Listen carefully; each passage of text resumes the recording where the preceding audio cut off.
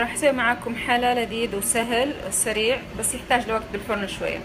مكوناته عبارة عن تقريبا كاس ونص طحين، كاس وربع طحين، حالة تمر بالشوفان. طبعا هذا الحل اللي راح نسويه ممكن بعد ما يتقطع ويبرد يتقطع يحفظ في علبة لمدة شهر ما حيتغير.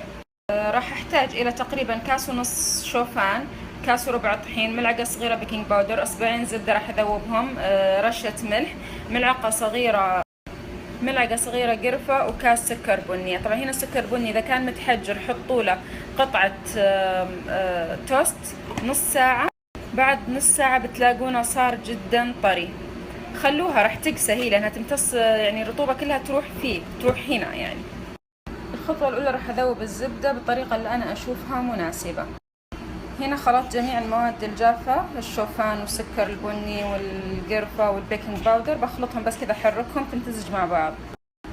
الآن راح أضيف الزبدة اللي أنا ذوبتها.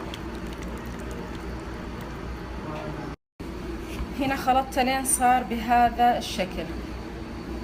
راح أحط نصه الآن في قالب مقاس 10 إنش. هنا حطيت نص الخليط في القالب. الآن راح أجهز الحشوة معاكم على طول. حطيت هنا كاس موية وتقريبا 3 كاسات ونص تمر معجون، وبحط رشة هيل قرفة، وممكن تحطون بهار المعمول. أحطه على النار وأحركه لحد ما يصير معجون سهل الفرد. طبعا راح أوصل إلى هذه المرحلة. شايفين كيف أنا ممكن أفردها على البسكوت اللي أنا حطيته من شوي. هذا حطيته، طبعا شايفين كيف انه جدا سهل الفرد. طبعا هذه اللي افرد فيها اسمها سباتولا. هذا صار شكله بعد ما رتبته. اللي راح اسويه راح احط عليه هذا الباقي، وبعدين راح اضغطه شوي.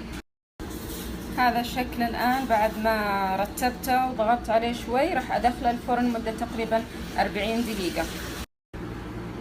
هنا الحلا صار جاهز. راح اتركه لحد ما يبرد تماما، بعدين افكه واقطعه.